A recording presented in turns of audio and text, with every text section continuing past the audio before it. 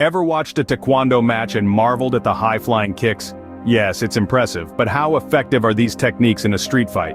Taekwondo, a Korean martial art, is globally renowned for its artistic and dynamic movements, particularly its impressive array of high kicks. The spinning kicks, jumping kicks, fast kicks, and side kicks all display the remarkable power and agility of a Taekwondo practitioner.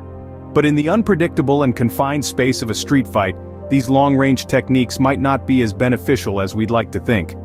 Street fights often involve close-quarters combat, where the distance between opponents is minimal.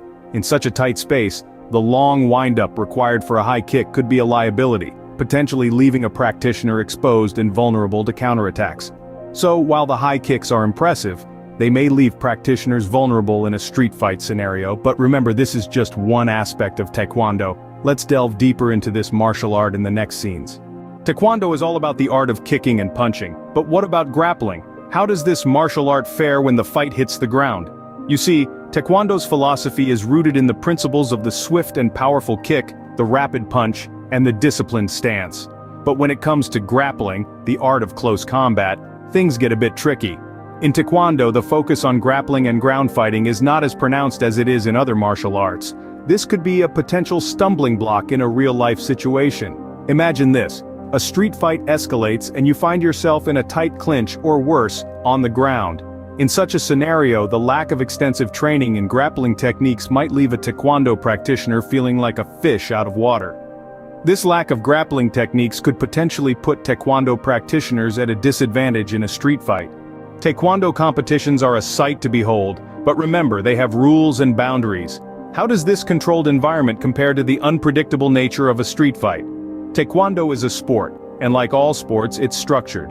The techniques and strategies are designed for a controlled setting with defined rules, a referee, and an opponent who's also a trained Taekwondo practitioner. In contrast, street fights are chaotic, unregulated, and unpredictable. There are no rules, no boundaries, and your opponent could be anyone, trained or not. The sport-focused training in Taekwondo might not fully prepare practitioners for such scenarios. It's like training for a sprint when the real challenge is a hurdle race. Adaptation is key, and the controlled environment of Taekwondo may not equip practitioners for the unpredictability of street fights. In the end, it's not just about the martial art you practice, but how you adapt it to real-world situations. However, let's not forget the effectiveness of any martial art is not solely about the art itself. It also heavily depends on the practitioner. How does this apply to Taekwondo? Well, the beauty of martial arts lies in its fluidity and adaptability. A Taekwondo practitioner with a sharp mind, skilled execution, and adaptable approach can certainly turn the tide in their favor. Skilled practitioners can modify their techniques, adapting them to the close quarters and unpredictable nature of a street fight. It's about the art of turning an apparent disadvantage into an advantage. Sure, Taekwondo may not focus heavily on grappling, but a practitioner's quick reflexes and agility, honed through rigorous training, can be game changers in a real-world scenario. Also, let's not overlook the mental toughness and discipline that martial arts training instills. These qualities can be just as important as physical techniques when it comes to self-defense. Remember, a skilled Taekwondo practitioner can certainly utilize their techniques effectively in self-defense situations. So, is Taekwondo effective in a street fight? There's no straightforward answer. We've explored the range of techniques in Taekwondo, noting that its emphasis on impressive kicks and dynamic movements might leave practitioners vulnerable in the unpredictable confines of a street fight. We've also discussed how Taekwondo's limited focus on grappling could be a disadvantage when fights end up on the ground.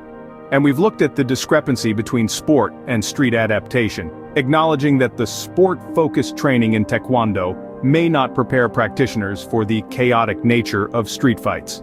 However, we've also emphasized that the effectiveness of any martial art depends heavily on individual skill, training, and adaptability. In the end, the best self-defense strategy is a well-rounded approach that combines aspects of various martial arts. So, martial arts enthusiasts, what are your thoughts on Taekwondo and street fights? Don't forget to like, subscribe, and stay tuned for more insightful discussions on martial arts and self-improvement. Until next time, train smart and stay safe.